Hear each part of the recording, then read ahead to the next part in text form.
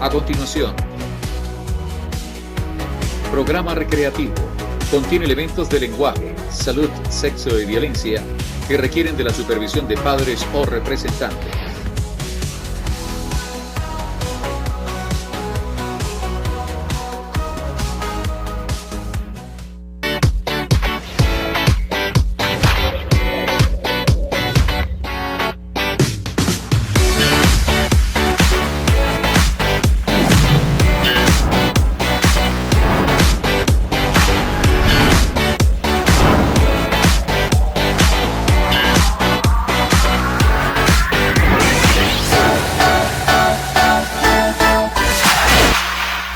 Bienvenidos mis amores a una cita con Gerald a través de las pantallas de Canal 21, la verdad que se siente, y el día de hoy tendremos 120 minutos espectaculares llenos de buena vibra, porque vamos a platicar con una mujer guerrera, una mujer que apuesta por Venezuela y por supuesto preserva la salud femenina. Ella es la doctora Génesis Molina, ginecóloga obstetra. Vamos a recibirla con un fuerte aplauso. ¿Cómo estás, doctora? Buenas tardes. Buenas tardes, muy feliz y muy contenta con la invitación que me hicieron al Canal 21. Muchísimas gracias, doctora. Usted honrada de tenerla el día de hoy en mi programa. Quiero empezar a hablar acerca de la salud femenina y del cuidado que debemos tener, porque muchas personas dicen, hey, vi al ginecólogo, pero yo no siento nada, yo me siento bien, tengo buen olor. ¿Cada cuánto se debe ir al ginecólogo y por qué? Bueno, la salud femenina es sumamente importante, tiene muchos tabúes. La paciente siempre piensa que el no tener pareja, el no tener una vida sexual activa significa no acudir al ginecólogo, y la recomendación de todos los ginecólogos es acudir anualmente a hacerse su chequeo ginecológico, donde se realiza la citología, examen físico de mamas, la colposcopia y la ecografía, y de esta manera poder prevenir aquello que la paciente tanto teme. Lo que la paciente siempre teme es el cáncer, cáncer de ovario, cáncer de cuello uterino, y entonces la paciente acudiendo de forma anual pues pudiese de alguna manera prevenir o tratar aquello que tanto le genera temor. Y es que es importante resaltar, doctora, de que el cáncer es una enfermedad silente. O sea, el cáncer no molesta, el cáncer no duele, el cáncer no se siente absolutamente nada hasta que ya está avanzado. Entonces es importante prevenir. Doctora, en la consulta, ¿qué se puede observar? Yo tuve la oportunidad de ser su paciente súper feliz. Ya ahorita les comento cómo fue la historia por allí con la doctora Génesis, pero quiero que me platique cómo es una consulta a nivel ginecológico, cómo es una consulta completa con un ginecólogo. Bueno, la consulta básicamente incluye desde el interrogatorio, desde que la paciente ingresa a la consulta.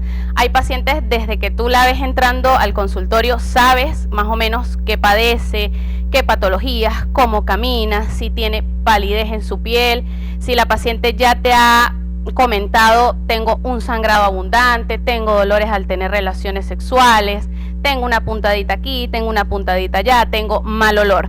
Desde que la paciente ingresa, el ginecólogo o la ginecóloga debe generar cierta confianza a la paciente, porque siempre está ese temor, el pudor de la paciente. ¿Qué dirán cuando yo me acueste en esa camilla? Me va a regañar porque tengo 5 años sin ir al ginecólogo. Y siempre es importante como mantener esa relación médico-paciente, que para mí no es médico-paciente, sino amiga-amiga, porque así como nosotras somos mujeres, ella también, y pues generar ese tipo de confianza. Luego de nosotros hacer un interrogatorio exhaustivo, saber cuándo fue la última vez que esa paciente fue al ginecólogo, a qué edad se desarrolló, si tiene enfermedades de base, si tienes deseos de fertilidad, si fuiste operada, la cesárea, si tuviste parto, si esos partos fueron complicados o no complicados. Luego pasamos al peso y al tallaje, a toma de presión arterial, porque no solamente somos ginecólogos que ven la parte pélvica, sino también si la paciente tiene alguna alteración externa, poder referirla a otros médicos. Luego pasamos a la parte íntima, como por decirlo de alguna manera, donde pasa al baño, se cambia, allí se le manda a retirar toda su ropita y se coloca una bata donde se le hace el examen físico de mamas. Importante resaltar que nosotros como ginecólogos no podemos tratar lesiones de mamas, simplemente hacemos un examen físico. La paciente no se debe quedar con que la doctora me dijo que todo estaba bien a nivel de mama, sino también acudir de forma anual, luego de los 35 años, a hacerse su mamografía, porque como siempre les digo, los deditos de nosotros a veces no tocan cosas o tumorcitos que hay allí, que solamente la mamografía es la que les ayuda a determinar ese tipo de patologías. Posteriormente pasamos a la revisión ginecológica, donde a través del espéculo vemos el cuello uterino, se les muestra a través del colposcopio cómo está su cuellito tomando el ácido acético, que son 2 tintes que se les aplican, el ácido acético y el Lugol, y de esta forma siempre tener en cuenta que todo lo negrito es sano y aquello que no tiña de color negrito quiere decir que tenemos algún tipo de alteración. Posterior a eso se hace la ecografía pélvica, donde se ve la anatomía del útero, cómo están los ovarios, si tienen o no inflamadito el colon, si tienen alguna tumoración allí que pudiese tratarse a tiempo. Y culmina con las recomendaciones que se le da a toda la paciente, que es acudir al mastólogo luego de los 35 años, si tiene algún flujito se le indica tratamiento, se le dan recomendaciones y obviamente si hay algún procedimiento externo, pues será luego de esa consulta, toma de biopsias, si la paciente tiene que ir a quirófano por alguna patología externa, ya eso se le explica posterior al examen físico. ¿Cuándo se realiza esta toma de biopsia, Doc? Tengo entendido que la biopsia es cuando se ve algo malo, una lesión, algo por el estilo. Bueno, de eso hay mucho miedo en la paciente cuando tú le dices, mira, hay que tomar una biopsia porque hay algo que no tiñe, hay algo que está allí. ¿Qué pasa? Nosotros como médicos debemos siempre esperar la citología. A pesar de que la citología tenga poca sensibilidad y especificidad en determinar alguna lesión, ya con tu ver que hay algo en el cuellito uterino que no te gusta, que no tiñe, que está inflamado, le dices a la paciente hay que esperar de 8 a 15 días con la citología ya en mano, sabiendo que tenemos una posible lesión. La toma de biopsia no es nada más que el corte o la toma de una muestra de ese tejido para poder estudiarlo. Lo que pasa es que la paciente siempre sale de la consulta y busca en internet, que yo siempre le digo, no busques en internet, escríbeme, llámame, porque entran en total angustia. Cuando tú colocas en internet biopsia de cuello uterino, te va a salir que tienes cáncer, que tienes que ir a quimioterapia, o sea, la paciente inmediatamente se imagina que es una paciente oncológica y no es así. La biopsia te dice el diagnóstico real y anatomopatológico de alguna lesión que tú estás teniendo en el cuello uterino y no necesariamente te va a decir que tienes cáncer y que tienes muchas posibilidades de que las lesiones sean tratables a tiempo. Yo quisiera en estos momentos, Doc, hacer una especie de llamado a las mujeres para que pues asistan a consulta ginecológica, y es que se presentan muchas enfermedades de transmisión sexual que también son silentes. Quiero saber en su consulta cuál es la más común, qué ve usted mucho y cómo se puede, por supuesto, pues evitar esto y también acudir o nuevamente a consulta. Bueno, mira, a nosotros nos llama la atención demasiado ahorita en la consulta la cantidad de lesiones de cuello uterino relacionadas al virus de papiloma humano. Para nadie es un secreto que el virus de papiloma humano en la actualidad es el principal causante de cáncer de cuello uterino, pero para eso es la consulta ginecológica. Es una enfermedad totalmente silente. Ya cuando la paciente acude a la consulta porque tiene sangrado, porque tiene dolor a las relaciones sexuales, quiere decir que esa lesión quizás haya avanzado un poco más. Son las enfermedades más silentes porque de resto la gonorrea presenta sintomatologías como olor fétido, secreción verdosa, la pareja refiere sintomatología también en el área genital, pero nos preocupa la cantidad de virus de papiloma humano que hay en el país y tomando en cuenta que en el país, no sé si lo has escuchado, Gerald, que nosotros no tenemos la vacunación contra el virus de papiloma humano de forma gratuita, como sí lo tienen la mayoría de países, y que desde los 9 añitos se coloca esa vacuna y muchas las cosas que tú puedes prevenir con el cáncer de cuello uterino. Entonces, mi llamado de atención es a todas las pacientes jóvenes. Cada vez vemos niñas iniciando las relaciones sexuales 12, 10, 11 añitos, que por lo menos acudan a una consulta ginecológica antes de iniciar sus relaciones sexuales, que hay muchas charlas educativas en los colegios donde te hablan del preservativo, donde te hablan de los métodos anticonceptivos, y para mí es como en shock cada vez que me dicen, no, tenemos una niña de 19 años con cáncer de cuello uterino, en el hospital central tenemos niñas de 11, 12 añitos, que anteriormente tú dirías, no, esta paciente fue violada, pero no, simplemente es que son niñas mal informadas, pero mal informadas. ¿Por qué si hay tanto teléfono, tanta tecnología, tanta charla en los colegios? Y mi llamado de atención es a sus representantes, obviamente, o a sus hermanas mayores o sus hermanos mayores, que acudan con ella al ginecólogo. Para ir al ginecólogo no necesitas tener 18 años, puedes ir acompañado. Yo he tenido pacientes de 12, 13 añitos acompañados de sus hermanas, para poder instruirlas y no llegar a esos casos que de verdad son muy tristes. Tú decir, coño, tienes una paciente de 19 años con cáncer de cuello uterino, Dios mío santo, no tiene hijos, tiene una vida por delante, y ya pues al hablar de cáncer de cuello uterino ya el panorama es totalmente diferente, o sea, tanto en gastos como en hospitalización. Entonces ahí requiere cirugía, ¿correcto, doctora? Pues en el cáncer de cuello uterino siempre hay un estadio que te dice cuándo operar y cuándo no operar. Cuando la tumoración mide menos de 2 centímetros, que te dice la biopsia que es un carcinoma in situ, tú puedes hacer un procedimiento que se denomina conización, que simplemente es tomar un corte, como su misma palabra lo dice, en forma de cono, para tratar de traerte la mayor parte de la lesión y que esos bordes de esa biopsia salgan libres. Ya cuando tú tienes un estadio 2B, nosotros lo llamamos en ginecología 2B porque ya toma ciertos tejidos pélvicos clínicamente y tomográficamente te dice esa lesión ya no es operable, esa paciente va para quimio y para radio, ya el panorama es totalmente diferente. Y algo que me llama mucho la atención es que ahí sí la familia corre, ahí sí la familia te hace vendimias, ahí sí la familia vamos a hacer un pote a pote. Pero ¿por qué esa paciente hace 2 años cuando te dijeron tienes una lesión, vamos a tomar una biopsia, por qué se perdió de la consulta? O sea, ¿por qué esperar a que ya sea algo tan agresivo, con tanto gasto, con tanto impacto psicológico para poder correr y montarte a tratar esa enfermedad tan horrible? Sí, es el miedo a veces, y ese es el llamado que quiero hacer ahorita que estamos totalmente en vivo, que no tengan miedo. Si les sale algo, eso es completamente normal. Las personas que son, tengo entendido, ustedes que es ginecóloga me corregirá, doctora, las personas que son sexualmente activas o que bueno, ya han probado, han tenido esa experiencia sexual, pues ya deben ir al ginecólogo porque no sabemos anatómicamente cómo estamos por dentro. O sea, de repente nos vemos bien, estamos súper activas, pero hey, realmente hay que ir y revisarnos. ¿Cuál es la prueba, doctora, que representa el diagnóstico del BPH? ¿Es la citología o es otra en específico? No, para tú saber si tienes un virus de papiloma humano y qué tipo de virus tienes, nosotros hacemos una prueba que se llama tipificación, que así como se hace la citología, te colocas el espéculo con un hisopo sencillo, eso no te va a doler, eso no vas a sangrar, simplemente con una muestra en el cuello uterino con un hisopo, así como tomaban la muestra para el COVID, así mismo se hace la toma. Se envía al laboratorio que es para Caracas, donde te estudian la mayor parte de virus y te dice, mira, tienes el serotipo tal.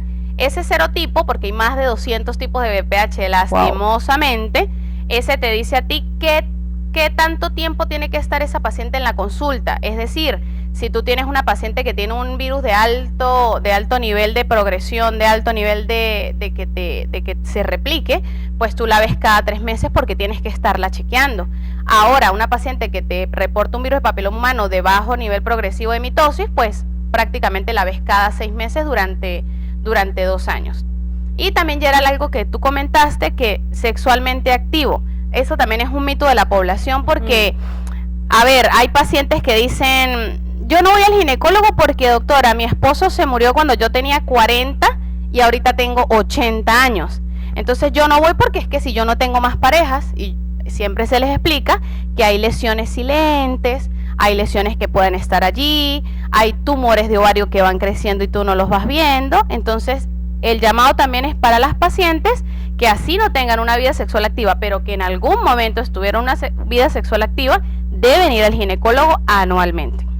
Es importante hacer esa acotación porque sí, y de hecho me acabas de desmentir ese mito, doctora, muchas gracias. Yo tenía la idea de que, hey, si eras sexualmente activo o de repente tuviste una pareja, ve al ginecólogo, pero si ya tu pareja no está, igualito hay que ir porque, pues como usted dice, doctora, o sea, los tumores, toda esta situación es silente. Ahora, doctora, ¿los tumores son netamente por BPH o son también por otros factores? Los tumores de ovario, los tumores de útero. Bueno, en cuanto a los tumores de ovario, eso es otro tema totalmente diferente. Sí hay factores de riesgo.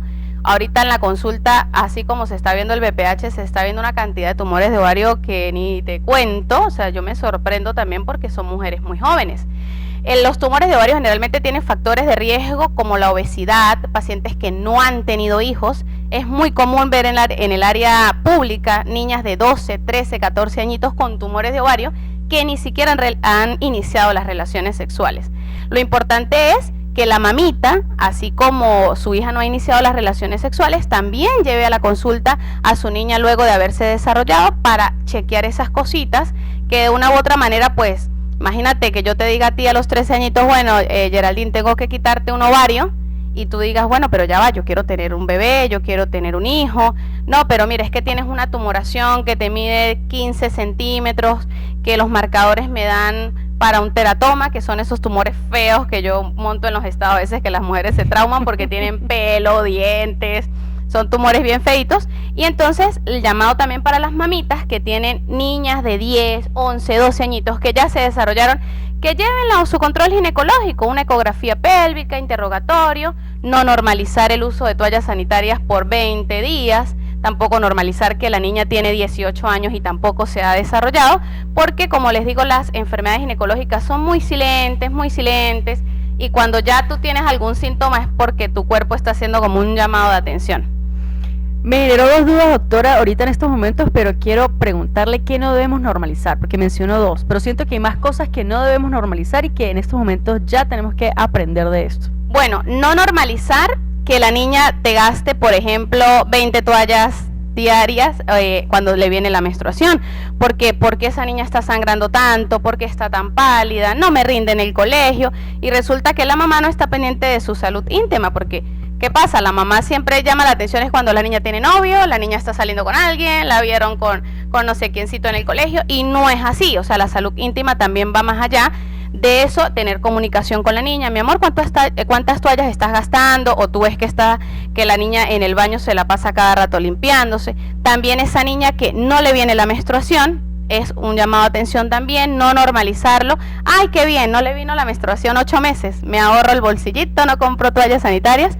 Pero ¿por qué esa niña no le viene la menstruación? Generalmente son patologías, por decirlo de alguna manera, una relacionada con la otra, resistencia a la insulina, la niña es gordita, aparte no le viene la menstruación, tiene acné en su cara, y eso lo vemos nosotros los ginecólogos.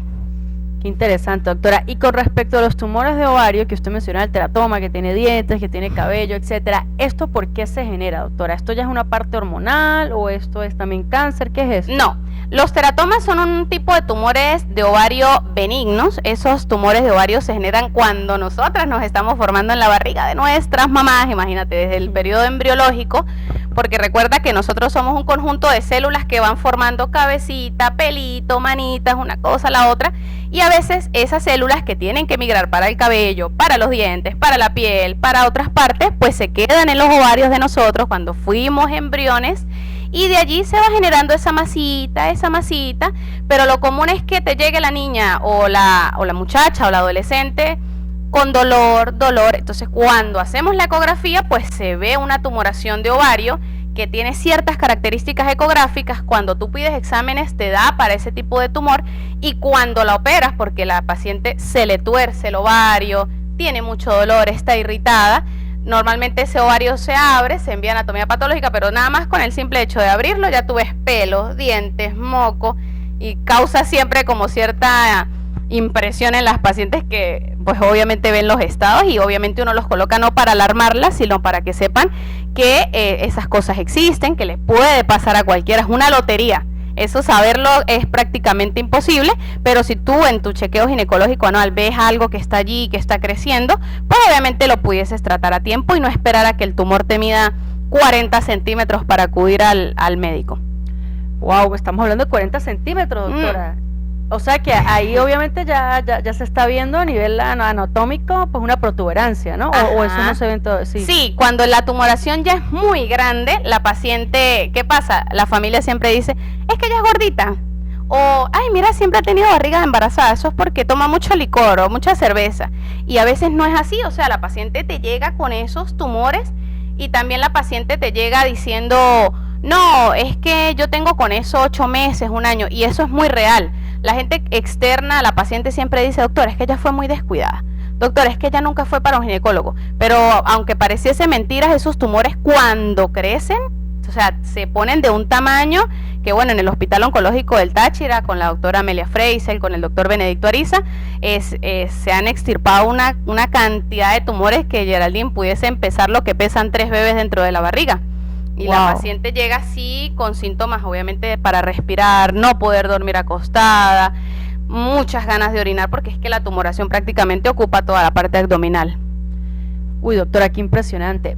Doc, y cuando nosotros, por ejemplo, vamos al ginecólogo y nos dicen que estamos bien, que nos vemos el otro año, ¿hay algo que durante ese año debamos hacer nosotras, pues para seguir sanas, para evitar esos malos olores, para evitar de repente alguna lesión, algo que obviamente hay que volver el otro año, pero ¿qué podemos hacer nosotras como pacientes? Bueno, mira, cuando yo te digo a ti en la consulta, tú estás bien, puedes seguir tu vida, nos vemos el próximo año, pues sí hay ciertas medidas que uno le dice a la paciente. Uno, el hacer ejercicio, sumamente importante, no solo para verte linda, sino para que desde el punto de vista metabólico, para que desde el punto de vista mental tú estés sana.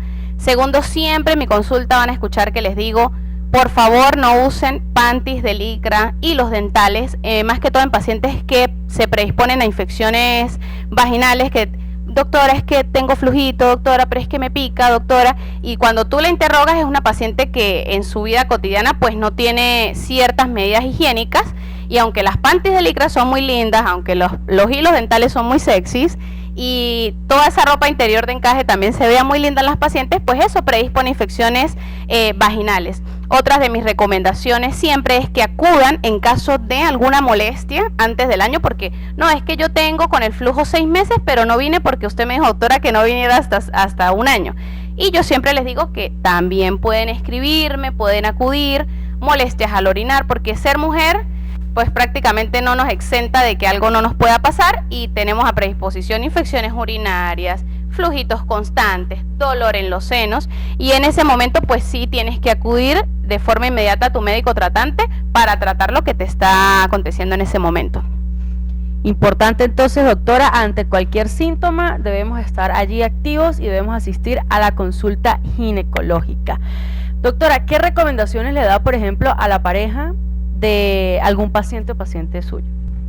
Pues mira, a mí me parece muy curioso que de 100% de las pacientes que acuden a la consulta, un 1 o 2% prácticamente de las parejas acuden con ellas, y a mí me parece como un poco egoísta, porque de por sí pues tú estás teniendo una vida sexual activa, no la estés teniendo, estás embarazada o no estés embarazada, pues es un momento que es para los dos.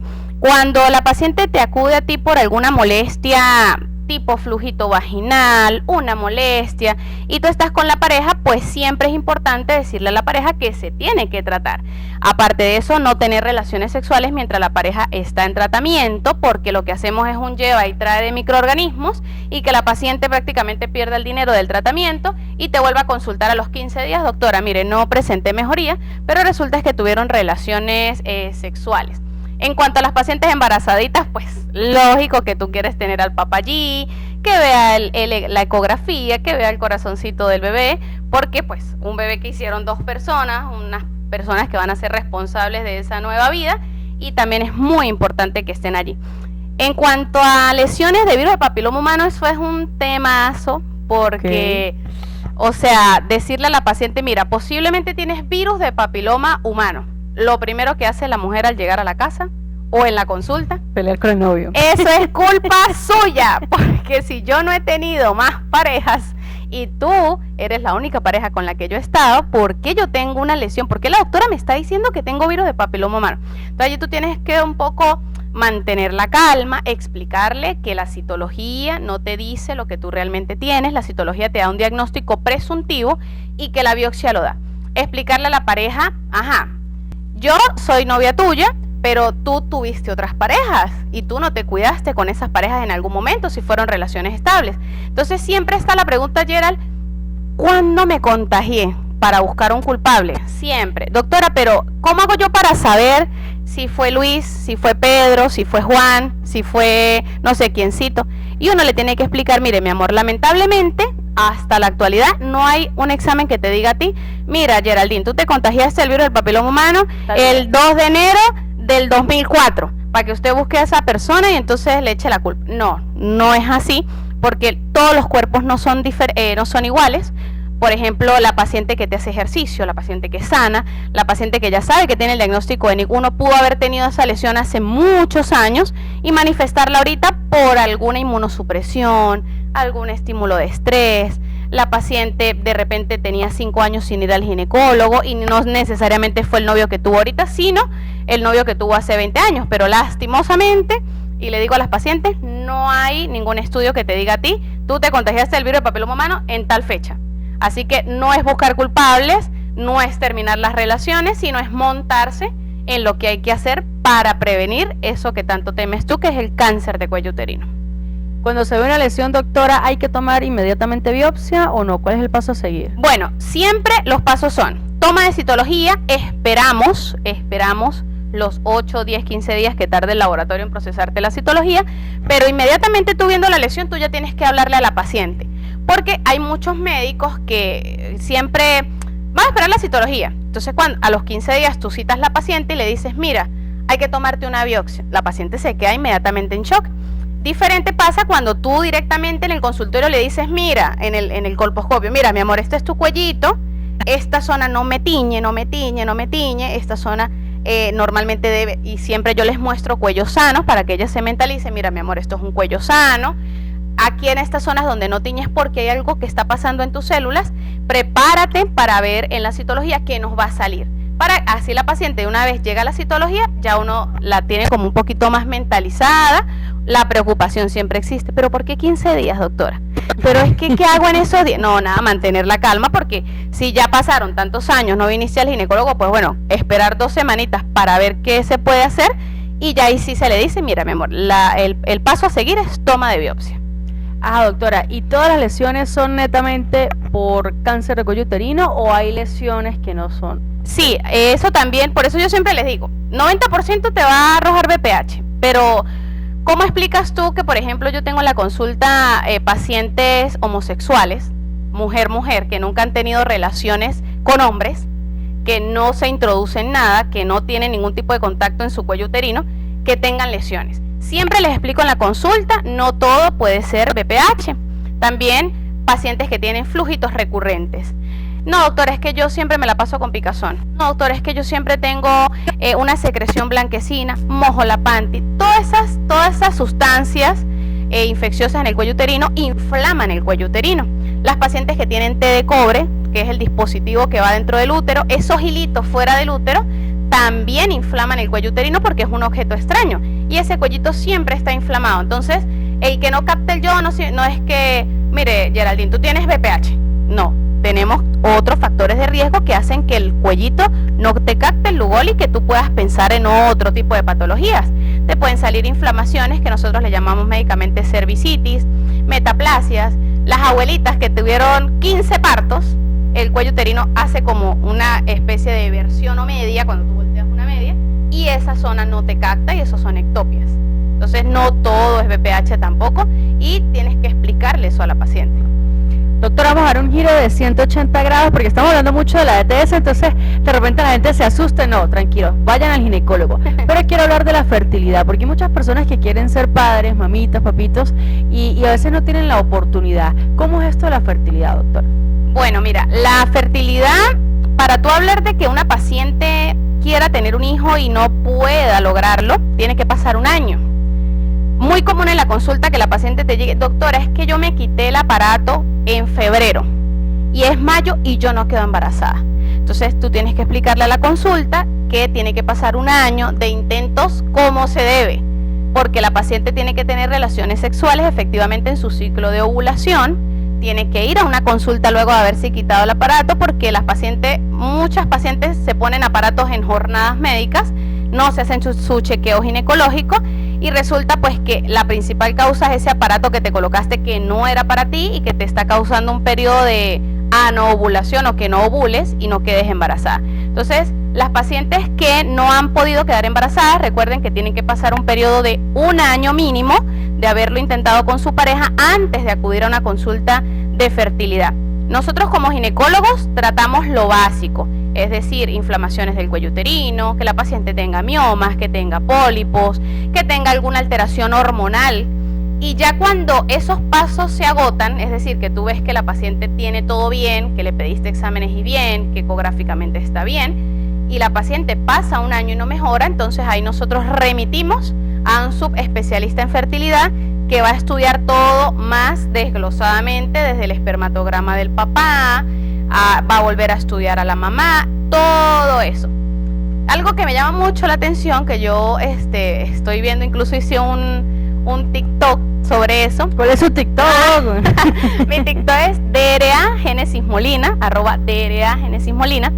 A través del TikTok pues he logrado apreciar, a través de un video que se viralizó de fertilidad, se llegó al Perú, Salvador, Australia, wow. Me ha escrito muchísima gente, y Geraldine, me llamó muchísimo la atención que las pacientes todas, o sea un 90% me escribe: doctora, estoy esterilizada y quiero un bebé. Doctora, me quemaron las trompas y yo quiero un bebé. Doctora, yo me esterilicé a los 25 añitos y yo ahorita tengo 30 y quiero un bebé. Doctora, yo me divorcié de mi esposo y tengo 40 y quiero un bebé.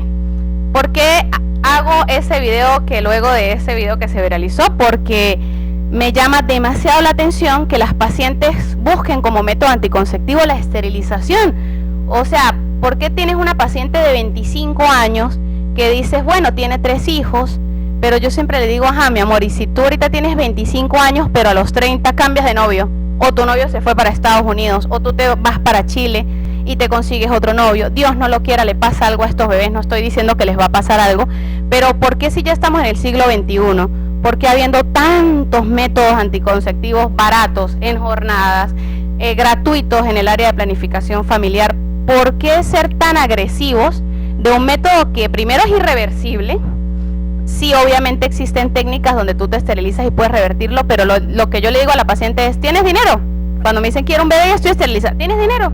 Porque es que hay que hacer un poco de estudios. Segundo, someterte a una cirugía donde te recanalicen las trompas. ¿Y tú tienes ese dinero? Ay, no, doctora. Entonces, siempre mis pacientes yo les digo, mi amor, no te esterilices, yo te coloco una T de cobre, yo te coloco un implante que dura 5 años, la T de cobre dura 10 años. Mis pacientes más conscientes son las pacientes de San José de Bolívar. Un saludo para ellas. Así yo las tenga, con 35 años, 4 hijos, ellas no se esterilizan. Y son ellas mismas las que me han dado como ese mensaje. O sea, yo he tenido en la consulta, incluso la otra vez tuve una de 20 años, con 4 hijos, y yo fui la que le dije que la quería esterilizar. Yo le dije, mira mi amor, ¿qué tal si te esterilizo? Y ella a la segunda consulta me dijo, doctora, ¿y si yo dentro de 10 años, que tenga 30, y mis hijos tengan 15 años, yo quiero un hijo porque ya me siento sola en la casa, porque ya van a estar grandes, porque mi esposo y yo vamos a estar solitos, ¿y usted cómo me va a devolver esa ilusión? Y yo, ay, Señor Jesucristo. Bueno, es un buen análisis. Ajá. Un buen análisis. Y con yo te eso. lo compro. Está bien, te colocaremos una T de cobre. Doctora, ¿cuándo colocar té de cobre? ¿Cuándo colocar el implanón, el que es por aquí, que parece como un granito? ¿Cuándo usar condones? ¿Cuándo se usa qué tipo de anticonceptivo? Bueno, para tú saber el tipo de método ideal, tienes que ir a la consulta. O sea, esas pacientes que van a la farmacia y le dicen al farmacéutico, mira, yo me quiero cuidar, ¿qué pastillas me tomo? O de repente, no sé, hicieron una jornada en un pueblo y se colocan 100 implantes en el brazo y de esos 50 se retiran porque tienen efectos adversos. El método anticonceptivo ideal depende de cada paciente y para eso tú tienes que, desde el interrogatorio, pacientes hipertensas, pacientes con insuficiencia venosa o varices en los miembros inferiores, pacientes fumadoras, tienen contraindicado totalmente los estrógenos. Es decir, es una paciente a la que tú no le puedes enviar pastillas anticonceptivas que tengan estrógenos, es una paciente que tú no le puedes dar una carga hormonal más de lo que es, porque complicas la hipertensión, complicas la insuficiencia venosa, incluso la paciente podría llegar a casos mucho más graves. ¿A quién colocarle las pastillas anticonceptivas? Si tú tienes una niña de 13 añitos, 14, 15, 20 años que inició las relaciones sexuales y ecográficamente todo está bien, tú puedes usar anticonceptivos hormonales combinados de baja carga para iniciar. Ahora, una paciente que te dice, doctora, es que a mí se me olvida tomarme la pastilla. Y tú sabes que es una paciente mal portada que te va a escribir al mes, doctora, se me olvida 3 pastillas y me tomé las 3 de golpe. Entonces ahí tú dices, no, esta paciente ya te está diciendo que es irresponsable, que se le va a olvidar totalmente la toma de la pastilla, entonces tú optas por otros métodos. Tenemos la inyección mensual, tenemos la trimestral. Obviamente también les digo, anoten en el calendario la fecha en que les toca colocarse la inyección, porque día perdido prácticamente es perder totalmente el ciclo. Las pacientes con té de cobre, pacientes, anteriormente se tenía esta ideología de que se le colocaba a las pacientes que ya habían parido. Sin embargo, actualmente existen tés de cobre, tés de plata, té de oro inclusive, y son dispositivos que van dentro del útero y que han tenido buena respuesta incluso en pacientes que no han tenido partos. Otro método anticonceptivo, el implante del brazo. Como una doctora muy reconocida y colega, que es la doctora Merly Chacón, hizo unas historias muy importantes, porque el implante subdérmico, Gerald, es como una lotería. Puedes ganar como puedes no ganar. Yo a la paciente le explico, mira mi amor, puede que el implante te caiga muy bien, como puede que el implante no te caiga bien. ¿Por qué? Porque el implante siempre tiene unos efectos adversos que tú como ginecólogo puedes tratar, pero que hay cosas que no puedes dejar pasar por alto. Los implantes subdérmicos, a la que le cae bien, perfecto. Doctora, no veo menstruación, me cayó súper bien, duro 5 años sin cuidarme, perfecto. Pero a la paciente que le cae mal es la paciente que te va a consultar porque, doctora, tengo 1 año menstruando todos los días de mi vida. Y tú dices, ¿por qué tardaste 1 año en llegar a la consulta? No, doctora, porque es que como yo no me sé cuidar con otra cosa. Verga, mi amor, pudiste haber venido antes y no aquí anémica, ya pálida, porque gastando 365 toallas al año, imagínate. Sí. Otros efectos adversos, la paciente te refiere que engorda. Y si es verdad, antes yo decía, no, eso es mentira, la paciente es porque come demasiado. Y no, de verdad, el implante tiene un efecto adverso como un efecto de rebote. Y yo tengo una paciente gordita, sedentaria, que tú sabes que no va a ir al gimnasio, no le coloco el implante, porque he tenido pacientes que hasta en 3 meses, doctora, aumenté 20 kilos. Y la paciente tiene la mente que, doctora, si yo me quito el implante, yo vuelvo a ser como yo era. No, mi amor, tienes que meterte al gimnasio, tienes que empezar a comer sano y darle duro, porque esos 20 kilos que subiste son los 20 kilos que no se van a quitar con el retiro del implante. Doctora, ¿procesárea o proparto normal? Proparto. ¿Sí? Ay, ¿por qué? Si la mayoría de las mujeres actualmente prefieren la cesárea. No, mira, Gerald, las cesáreas, primero es un método mucho más invasivo. La recuperación de la paciente, y que lo digan las pacientes de San José de Bolívar, que se recuperan se recuperan en cuestión de que sale el bebé y ya pueden estar sentadas, agarrar su bebé, comer lo que quieran, caminar. Y la paciente que va a cesárea, pues siempre es una paciente que va a tener un dolor porque se abren muchas capas para poder llegar al útero, una recuperación que es mucho más lenta. Claro, no te niego que hay cesáreas que hay que hacer. O sea, hay cesáreas que tienen indicación que el bebé venga sentado, la paciente que tiene 2 cesáreas anteriores, pero ahorita en la actualidad y aquí en Venezuela mucho en boga el me quiero hacer cesárea porque es que yo no puedo parir, o sea, yo no voy a pasar por eso, pero es un proceso netamente fisiológico, el cuerpo se hizo para parto.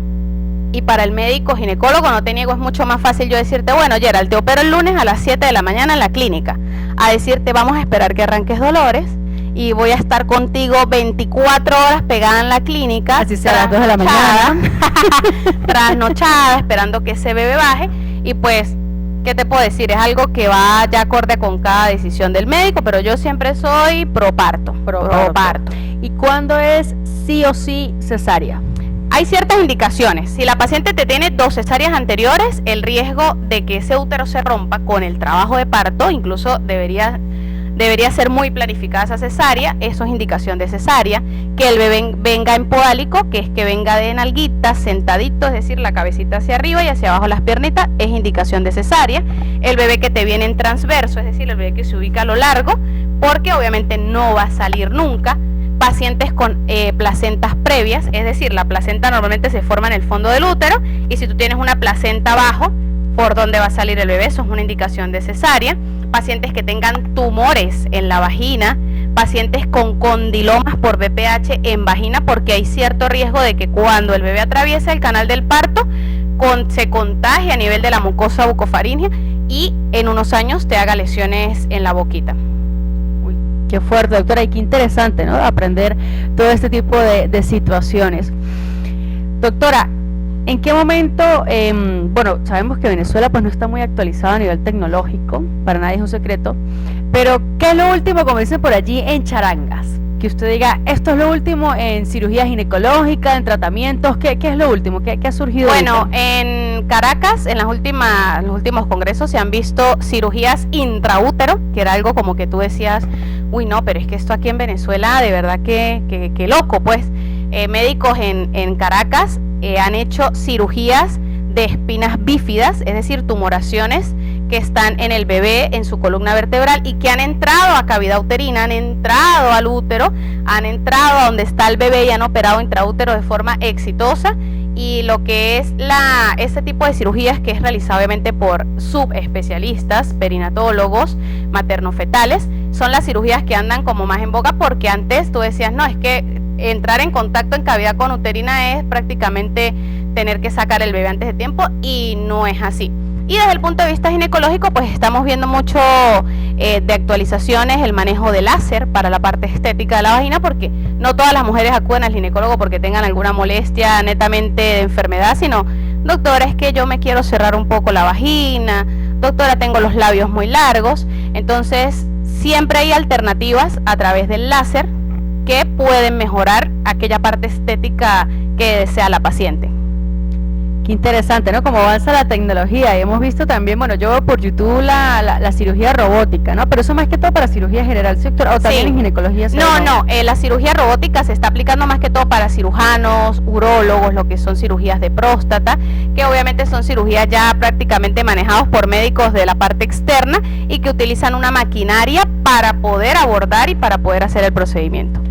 Voy a preguntar algo un poquito pudoroso, doctora, voy a usar un poquito de eufemismos también, pero quiero hablar acerca de un método, no sé si usted lo conoce como anticonceptivo, usted que es la especialista me corregirá.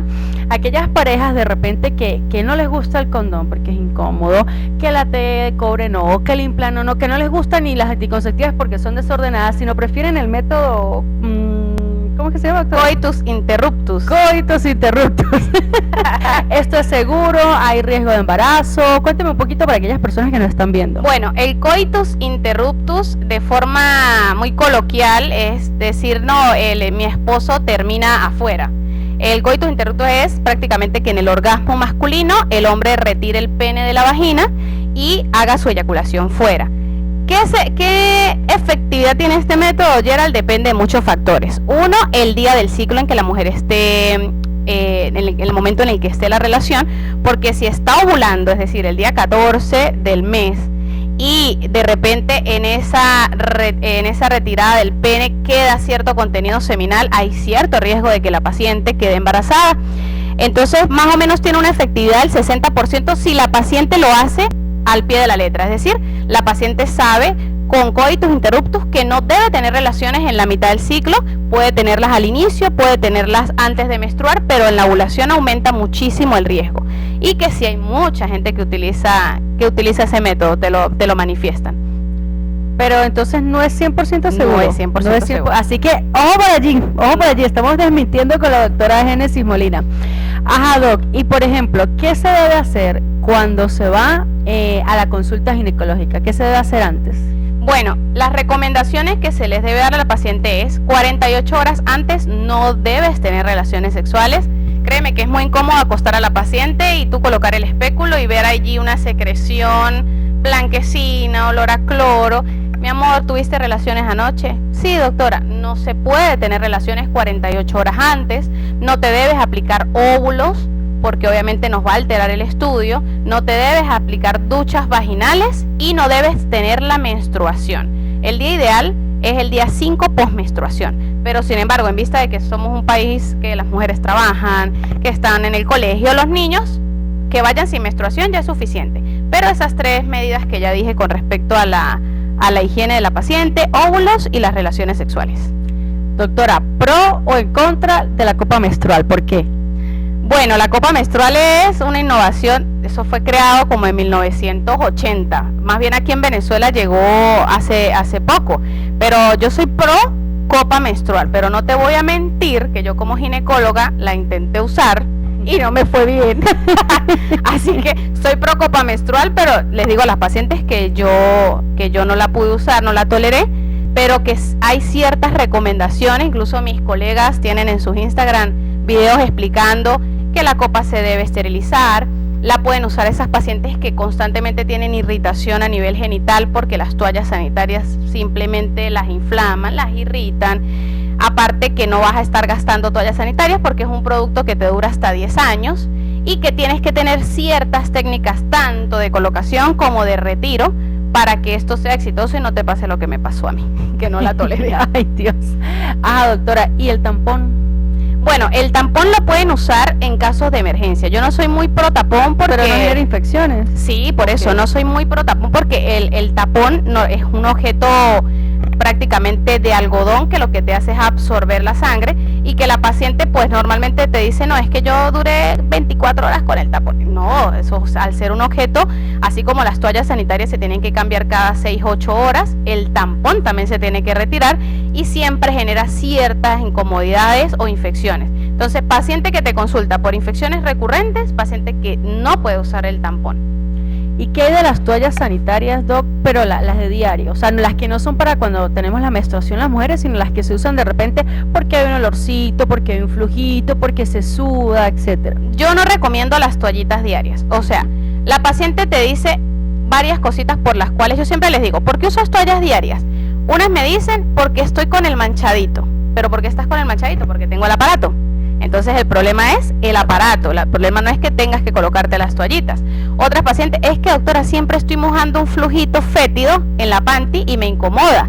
Entonces, ¿cuál es el problema? La infección vaginal, si no la tratas, entonces, y obviamente al ser una toallita que tiene olor, que tiene químicos, que está allí todos los días de tu vida, inmediatamente te cambia el pH vaginal y te predispone a infecciones vaginales. Mis pacientes saben que en contra de las toallitas diarias, hay que tratar el problema del por qué estás usándolas, y segundo, a la que está acostumbrada a usarlas, porque es que desde que tengo 12 años las uso, siempre cambiarles esa mentalidad y que les va a predisponer a infecciones. Exacto, así que ya saben, mis amigas, no, agarran hoy esas toallitas diarias y las lanzan, chao, fuera, se van. Doctor, vamos a hablar un poquito acerca de su carrera como médico.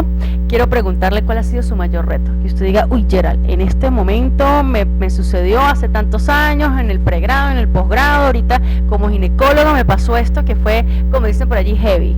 Bueno, mira, yo me gradué en la Universidad de los Andes, hice mi primer año en Mérida, luego hice los siguientes años aquí en Ula Táchira, me gradúo, hago mi rural en Capacho, en el ambulatorio rural de Capacho, saludo a las enfermeras de Capacho, y comienzo el posgrado en el hospital. Mira, el mayor reto que tú me digas ahorita hasta este momento fue mi primer año de residente.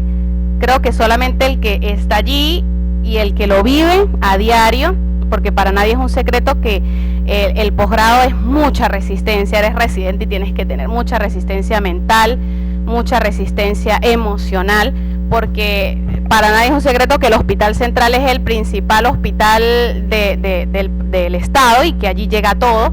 Es extremadamente agobiante el trabajo que hay allí y normalmente de guardia estás tú con otro compañero y tus superiores.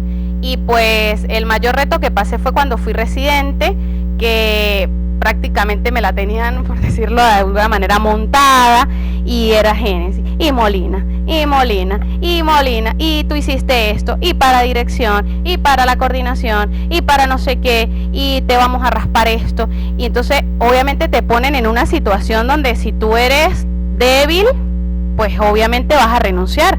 Y es lo que pasa en todos los posgrados del país de Latinoamérica, que hay una tensión tan difícil y que tú no sabes lo que está viviendo el residente detrás de eso. Es lo que tú a veces hablas con los R1 y tú dices, verga, pero ¿por qué se la montan a tal? Pero él vive solo, se mantiene solo, con el sueldo que para nadie es un secreto, se cocina solito, llega al hospital, sale 6, 7 de la noche, tiene que estar en el hospital a las 5 de la mañana.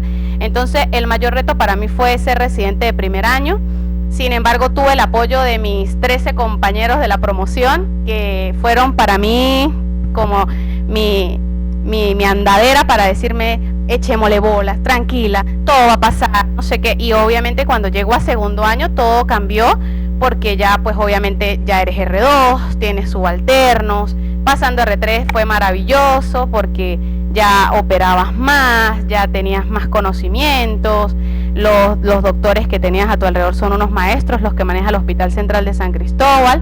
El doctor Alexis Urbina es uno de nuestros maestros, porque aparte de ser colega, pues es un gran maestro y amigo de nosotros. Y pues Gerald, mi llamada de atención es, o mi mensaje es, para todos los residentes que están ahorita en el posgrado, que no es fácil, que todos pasamos por ahí, que así como ustedes lloraron en ese pasillo por el hospital, queriendo seguir todos los días de su vida, nosotros también pasamos por eso, pero que si tú tienes tu mente en claro, sabes el objetivo, sabes lo que quieres, y que no todo en la vida pues va a ser sencillo, y de alguna u otra manera las cosas que te corrigen es por algo, porque tú estás tratando con una persona que puede ser la mamá de Gerald, puede ser mi mamá, puede ser mi tía, mi prima. Todas esas correcciones que se les hacen pues simplemente son para ustedes mejorar, y que todo pasa. Así usted vea, es el año más infinito de mi vida. Bueno, los que están ahorita en primer año que dicen, pero es que apenas es mayo, tranquilos, en algún momento será noviembre, en algún momento será diciembre, y luego serán R2, y luego estarán aquí como yo de especialista, disfrutando de lo que hago y también ayudándolos a ellos en lo que puedo. Qué bonito, doctora, porque usted también trabaja en el posgrado, ¿correcto? Sí, yo soy adjunta del servicio de control prenatal del hospital. Ay, mi huequito, yo le digo mi huequito porque a mí me encanta ir para allá. Y pues tengo a los residentes de primer año que pues obviamente llegan cansados, con su cara triste. Yo les digo, tranquilos, tranquilos, ya van a salir de esto.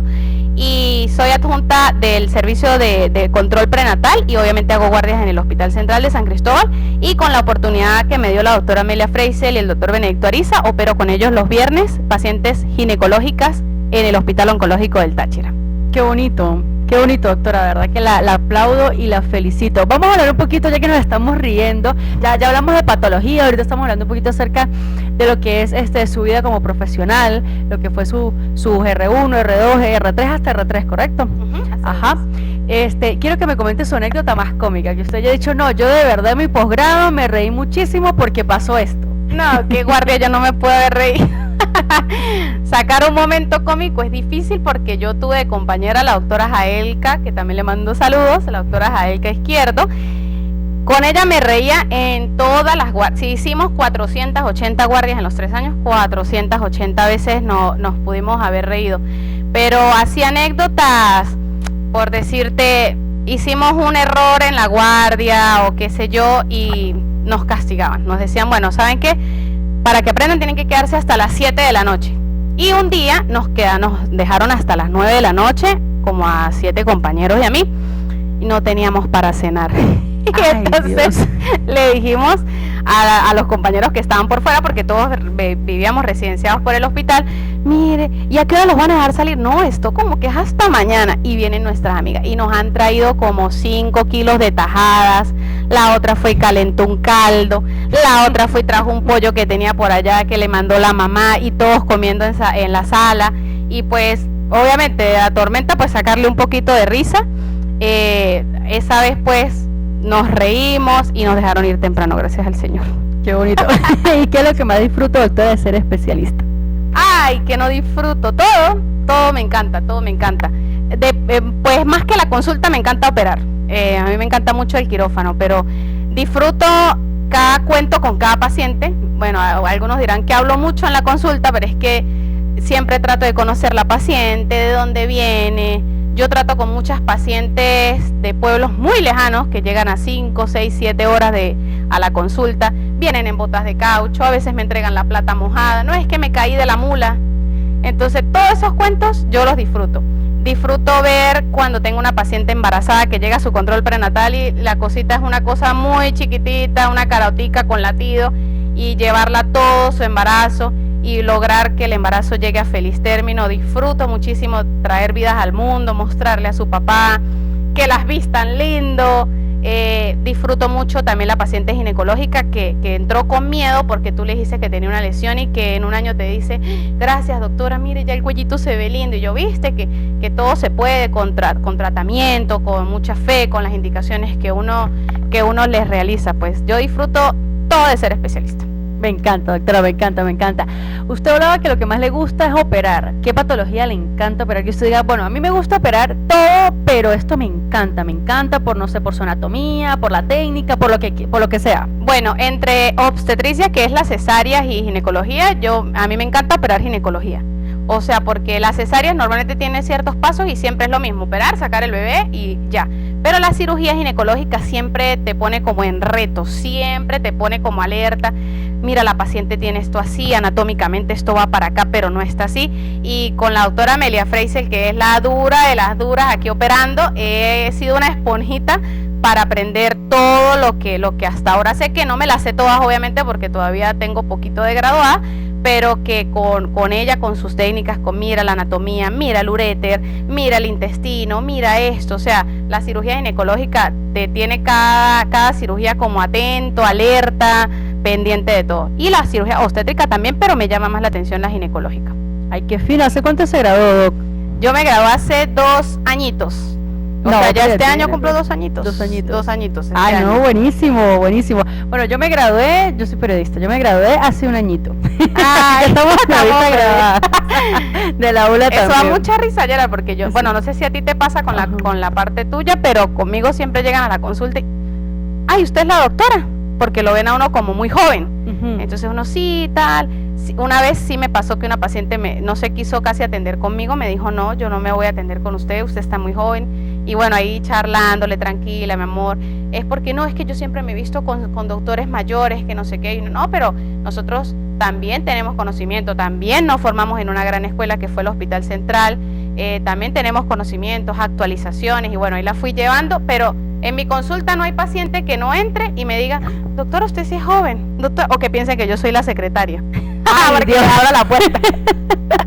Bonito, además de que es servicial, no, en mi ámbito es un poquito como al revés, más bien es como que buscan gente joven y no ven como que pasa a los 30, 40 y no, ya. Pero esto ya está como viejito, no, mejor el chamo que está ahorita nuevo, que tiene las herramientas, al revés. Ay, qué cómico.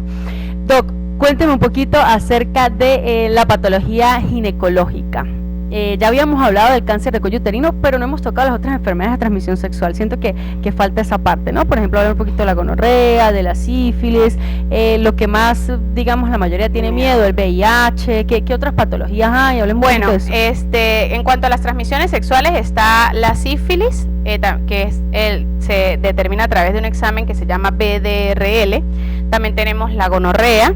Y el VIH y la hepatitis B son las enfermedades como más temidas y que yo he visto ahorita demasiadas pacientes con VIH. O sea, tú no te imaginas, porque antes era como muy, muy raro ver una paciente con VIH, pero últimamente y de forma casual, porque tú le pides los exámenes para operarlas, ya sea por un tumor torcido, por un folículo que se rompió, la paciente va a quirófano y tú le pides los exámenes, VIH positivo.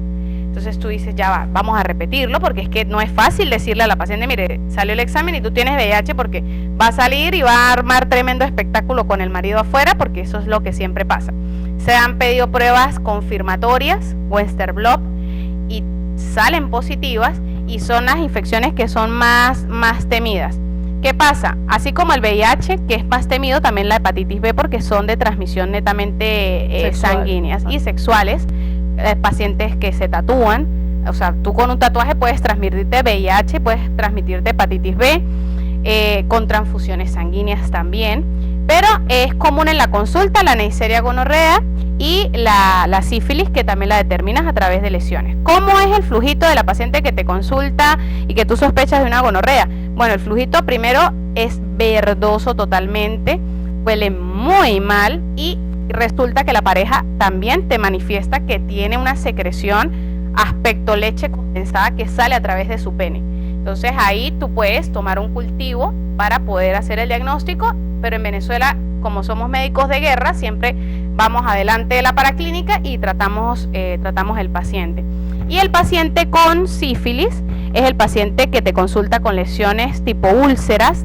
Ellos dicen, tengo una llaga pero no me duele, o sea, está la llaga ahí, pero ¿a quién le va a gustar una llaga en su área genital? Y son infecciones de transmisión sexual que también se tienen que tratar. Ajá, Doc, y en cuanto al VIH, esto también es silente, ¿no? O sea, él no se siente. No. ¿Cómo se hace en ese caso para prevención? La prevención para el VIH y toda infección de transmisión sexual es el uso del preservativo. Yo también le explico a mis pacientes que tú tengas la T de cobre, que tú tengas el implante, que estés tomando anticonceptivos orales, que te coloques la inyección, no te exenta que tú tengas una infección de transmisión sexual. ¿Cómo saberlo? Pues prácticamente todo el mundo se entera porque tiene síntomas de inmunosupresión que uno le llama el paciente que te adelgaza mucho, pacientes con diarreas crónicas, pacientes que caen en una enfermedad que tú dices, pero esa bacteria no la tiene todo el mundo. Los pacientes con VIH, con SIDA, que ya es la fase terminal, te hacen neumonías por gérmenes demasiado agresivos y tú dices, ya va, este paciente no es normal, este paciente tiene que tener algo. Entonces, la prevención principalmente. ¿Cómo sé yo cuando estuve con una persona y que la prueba me salga positiva? La prueba más específica pasa a los 11 días. Es decir, tienes que esperar 11 días para hacerte la prueba y decir si eres positivo o negativo, porque si tú te la haces antes de esos 11 días, puedes salirte negativo y tú ser portadora. Y no todos los pacientes con VIH manifiestan síntomas. Acuérdate que el VIH prácticamente es una enfermedad netamente viral y que esos virus se van replicando como puedes controlarlos. Entonces tú tienes pacientes, muchos pacientes en otros países controladísimos porque tienen sus retrovirales, porque están con sus controles con el infectólogo y esa carga viral está indetectable. ¿Qué significa eso? Tienes el virus, tienes la carga indetectable, quiere decir que incluso no puedes transmitirla porque no tienes virus, o sea, tienes el virus en cero, pero lo tienes. Wow, Doc, qué profundo. Pero entonces esa patología la trata el infectólogo, ¿no los tratan los ginecólogos o sí? Sí, los ginecólogos junto con el infectólogo, pero es el infectólogo el que le va a enviar el tratamiento, exactamente, a través de pruebas de sangre donde te dice cuántos antígenos tienes, cuáles son los antígenos que tienes, cuál es tu carga viral y ellos te colocan tratamiento, o sea, es en conjunto ginecólogo con el infectólogo y obviamente con la parte sanitaria, que son los que manejan ese tipo de medicamentos. Bueno, ya saben, el condón es la prevención. Yo creo que el condón es el que previene el VIH. Ah, doctora, y en el caso, por ejemplo, de las relaciones homosexuales, ¿cómo se previene allí una enfermedad? Bueno, mira, en cuanto a las relaciones mujer-mujer, el hombre-hombre sabe que tiene que usar preservativo porque de una u otra manera hay contacto directo con las mucosas. Y en cuanto a las mujeres, pues el hecho de introducirse ciertos objetos en cavidad vaginal y que se va hacia otra vagina y tú tienes mucosa que está lacerada, está cortada, también hay riesgo de transmitirlo, porque no es que se transmita por los objetos, es porque tienes el virus activo. Si tienes, por ejemplo, una carga viral muy elevada y tú haces contacto de allá para acá, porque ese mito de que me senté en una poseta de un vecino y me contagié de VIH, olvídelo. Siempre tiene que haber un contacto directo y más las relaciones hombre-hombre, que son los que obviamente pues introducen en mucosas sus tejidos. Ok, qué interesante. Entonces allí como tal no habría un método para cuidarse, ¿no? En cuanto a las mujeres, pues el uso preventivo y esterilizable de sus objetos. Entonces, y bueno, no solamente para las mujeres que son homosexuales, sino también para las chicas heterosexuales que usan de repente juguetes. Hablemos un poquito de los juguetes. ¿Cómo es esto? ¿Se puede pegar una infección con un juguete sexual? ¿Cómo es el correcto, digamos, uso de esto, doctora? Bueno, eso depende de la pareja, obviamente, porque no todas las parejas te manifiestan que usan objetos. Ya cuando la pareja usa objetos, siempre uno les dice, bueno, tienes que tener una buena higiene, es decir, después de usarlos, estos objetos deben esterilizarse, porque así como tú te introduces esto y esto puede transmitir gérmenes, incluso hasta los dedos, Gerald. Pacientes que utilizan los dedos para tener relaciones sexuales y tú vienes del mercado de hacer compras y tienes las uñas todas mugrientas, obviamente eso te va a predisponer a infecciones vaginales. Y al ser un objeto extraño, obviamente que puede predisponerte, pero si tú tienes buena higiene, los lavas, los esterilizas, después de que los usas no va a haber ningún problema. ¿Cómo es la esterilización, Doc? Normalmente, así como lo han visto en la copa menstrual, se introducen los objetos en una ollita que solo usen para eso, no es que donde hacen el almuerzo y las lentejas van a meter los objetos, más si hay niños en la casa. En una ollita solamente para eso, los meten con agüita y los colocan a hervir y luego desechan el agua y los colocan a secar. Ajá, Doc, y en ese proceso de secado no hay, bueno, yo soy muy creativa y se me está ocurriendo ahorita esta pregunta.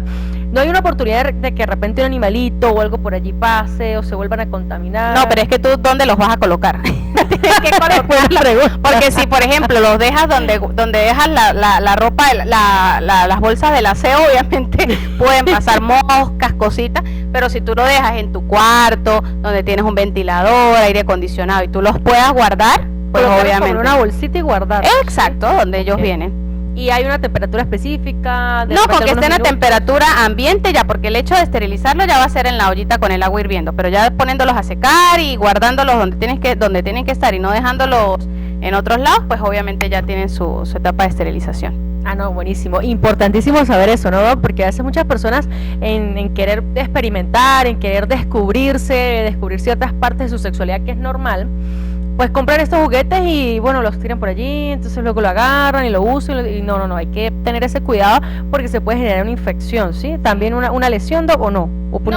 Lesiones no, pueden generar infecciones vaginales. Recuerda que para tú tener una lesión de cuello uterino tienes que tener el contacto directo de ese cuello, obviamente más o menos de una relación heterosexual es lo más común. Ok, o sea que siempre el BPH lo genera el hombre, Doc.